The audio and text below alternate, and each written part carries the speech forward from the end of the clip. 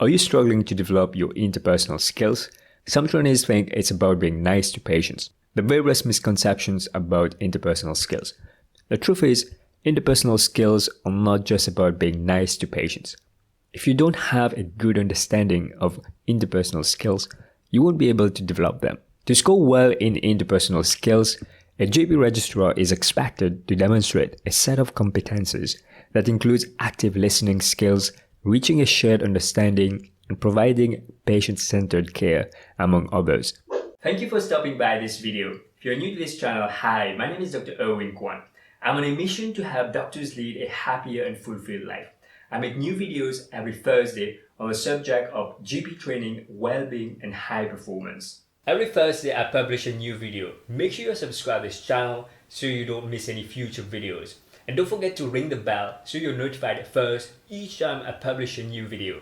Be sure to watch this video until the end if you'd like to receive actionable tips to improve your interpersonal skills. Let's look at common shortcomings as to why GP registrars fail under the interpersonal skills domain. The first one is a very common one. Does not demonstrate active listening skills, limited exploration and use of cues. Last week I had a conversation with an IMG doctor who was preparing for the recorded consultation assessment. He was very good with his knowledge base but struggled to demonstrate interpersonal skills. For instance, he would ask questions about duration of symptom when the patient had already mentioned he had this breathlessness for 3 weeks. By asking such questions, a patient might think the doctor is not listening actively. We analyzed the underlying reason for not listening actively, and it turned out he was not present in the consultation and struggled to pay close attention. By training himself to pay more attention and jot down key points, his listening skills improved, and this meant he was able to explore relevant cues that would otherwise have been dismissed. The doctor was more fluent and asked less repetitive questions. Reason number 2. Does not develop a shared understanding, demonstrating an ability to work in partnership with the patient. As a result of not listening actively, it may be more difficult to develop shared understanding with patients. The perception of being understood is important to build rapport. People have a need to be heard and understood. Without shared understanding, you don't know what the patient has on their mind. The latter may also feel you haven't understood them. It's important that the patient understand that you understand them and you know where they're coming from. Shared understanding is important to ensure both the patient and the doctor are on the same page. This is an essential step before involving the patient in formulating a shared management plan. It's really important to integrate patients' health beliefs and preferences in the management to tailor the individual's specific needs. Interpersonal skills is about treating the patient holistically and making sure that the patient is receiving patient-centered care. For example, if you have gathered someone is reluctant to go on antidepressant, you might say, I understand you are not keen on medication. What do you know about antidepressant? You may say to the patient, there are non-medical treatments such as talking therapy that has been shown to be effective for depression.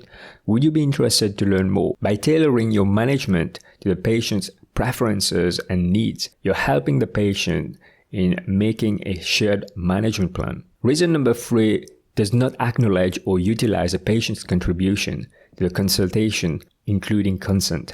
Let's say a patient tells his doctor he has lost his father. The doctor replies, I'm sorry to hear that, and then move on to ask a question about completely different subject. Do you smoke? This is a perfect example of not really acknowledging a patient's contribution in the consultation. The patient has opened up and indicated to the doctor that he has lost his father. I'd like you to contrast this reply with an emotionally more intelligent reply that the doctor might say, I hear what you say. This must have been really hard. Can you hear the warmth and compassion that is expressed in the voice? The patient feels that he has the undivided attention of the doctor and is not rushing to ask another question. When a concern is genuinely acknowledged and validated, the doctor-patient relationship deepens and you gain more trust. Reason number 4, does not use language or explanations that are relevant and understandable to the patient. Use of jargons and lecturing a patient about a medical problem are surefire ways to overload someone with unnecessary information.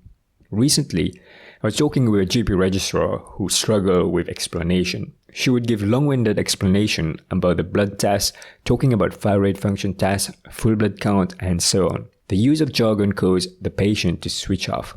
A lay-term person would struggle to understand what was said in the consultation. It's important to use simple language and keep your explanation succinct. Last but not least is reason number 5. Does not treat the patient with appropriate respect and/or sensitivity during the consultation. Let's say you want to consent a patient for an examination. It's important to explain the examination sensitively. Justify the reason for conducting the examination. You may offer a chaperone if appropriate, for example, if you intend to conduct an intimate examination. Being respectful and sensitive will help to put the patient at ease. Let's look at the marking scheme to see exactly how a GP registrar may score marks for interpersonal skills. Encourages the patient's contribution, identifying and responding to cues appropriate to the consultation. Explores, where appropriate, patient's agenda, health belief, and preferences. Offers the opportunity to be involved in significant management decisions, reaching a shared understanding. When undertaken, explains and conducts examination with sensitivity and obtains valid consent. Provides explanations that are relevant, necessary, and understandable to the patient. It's important that you not only read, but understand and study the marking scheme to analyze what exactly examiners are looking for when they mark someone on interpersonal skills. This will help you to be in a better position to demonstrate interpersonal skills to score high in your examination. Thank you for watching this video until the end. If you'd like to learn more about interpersonal skills, then I've got another video where I go in much detail about nonverbal, verbal communication, and emotional intelligence. Click on the video. I'll see you on the other side. Take care, everybody. Bye-bye.